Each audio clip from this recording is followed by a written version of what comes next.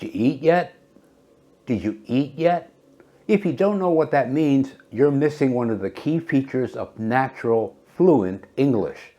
Native speakers connect and reduce words in ways textbooks never teach, leaving many learners feeling lost when facing real-world conversations. This is part 1 of a very special 3-part series. In this series, I'll show you the 6 most important speech patterns that make English so hard to understand. In this episode, I'll show you the first 4 patterns. Watch the entire video to learn all 4. In episode 2, I'll share the final 2 patterns, and in the final episode, I'll show you how all 6 patterns get used in combination in everyday conversation. When I was growing up in Canada, our teachers always told us, a little knowledge is a dangerous thing. If you want to really learn how to understand native speakers, watch every episode completely and watch all 3 episodes, because a little knowledge is a dangerous thing. I've been an English teacher for well over 20 years. When I first became an English teacher, I noticed many of my students were frustrated that they couldn't speak English fluently, even after years of study. So I spent time and money researching and developing better techniques and strategies to improve English fluency and develop great conversation skills. This channel shares a lot of this research, so more people can benefit from it.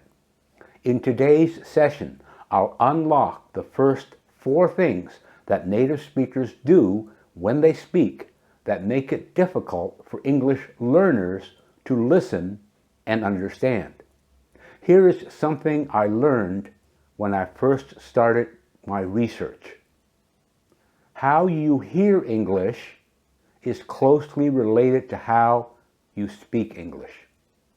Keep that in mind as we go through these 6 patterns.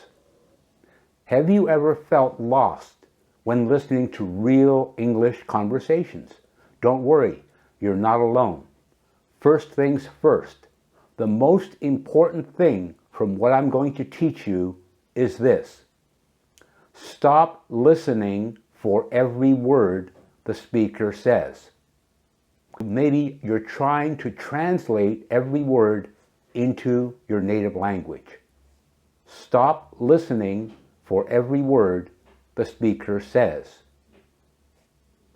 There are 6 patterns that native speakers use that will absolutely drive you crazy if you are listening for each and every word.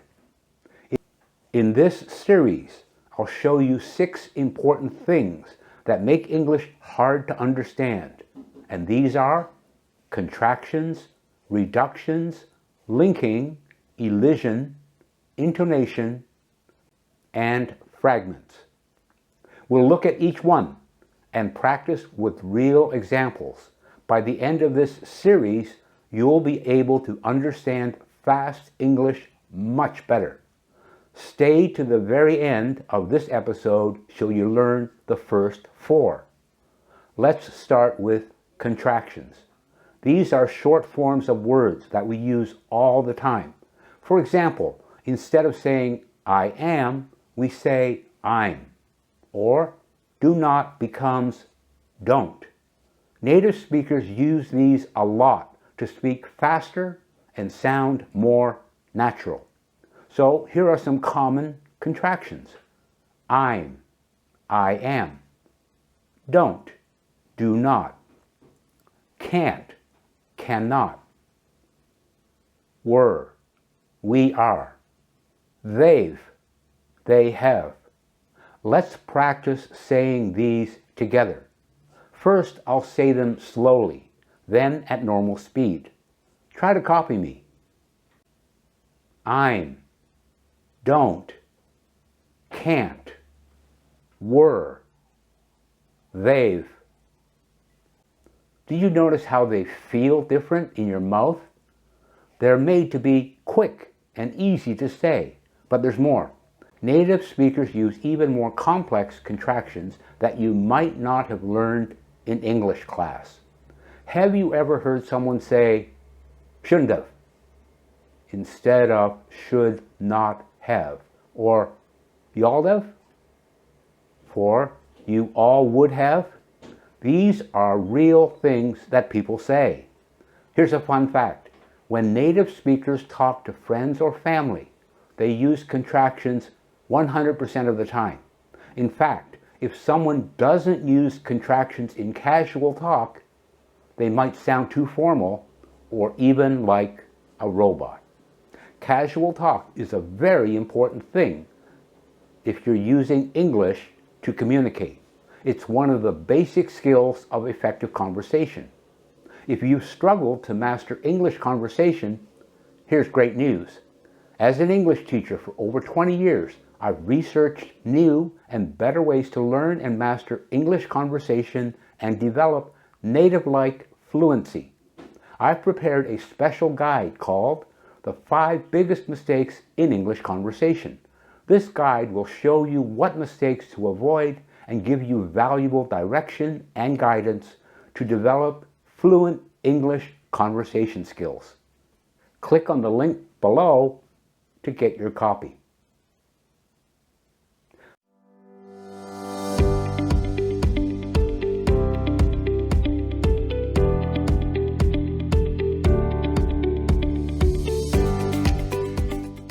Now let's move on to reductions.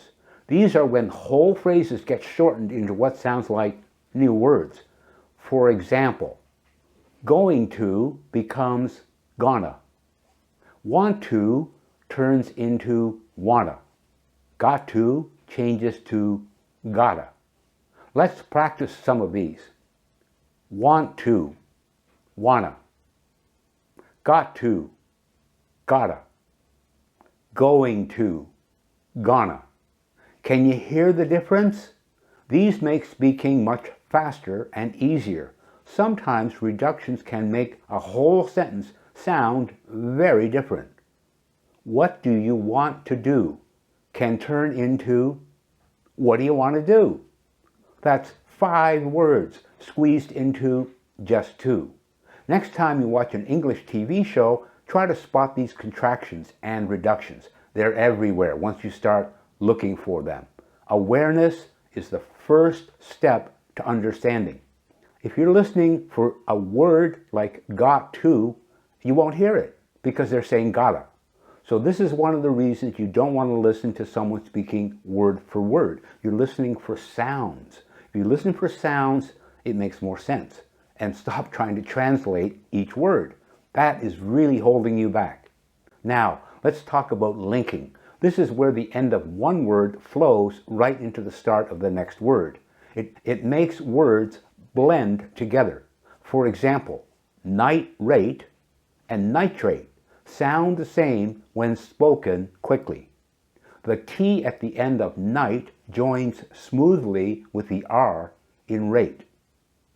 Night rate, nitrate. Elision is quite similar, but it's when sounds disappear completely. This often happens with T and D sounds between other consonants. For example, I don't know often sounds like I don't know. Let's look at a full sentence. I don't know what she wants. In fast speech, this will sound like I don't know what she wants. The words run together and some sounds vanish. So here are some examples to try. Not at all becomes not at all. Come on in becomes come on in. Say these loud and feel how your mouth wants to connect the sounds. It's very natural. These changes aren't mistakes or lazy speaking. They're just how English flows naturally in real conversations. Native conversations do this to talk quickly and smoothly. The hardest words to catch are small grammar words like to, the, and of.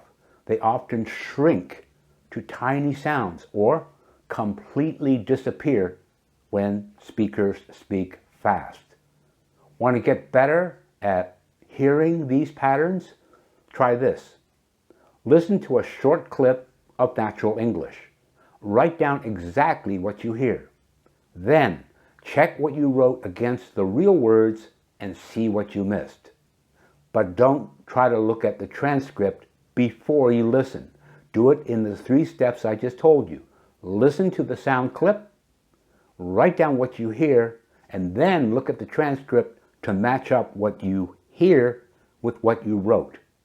This really helps train your ear to catch these tricky sounds.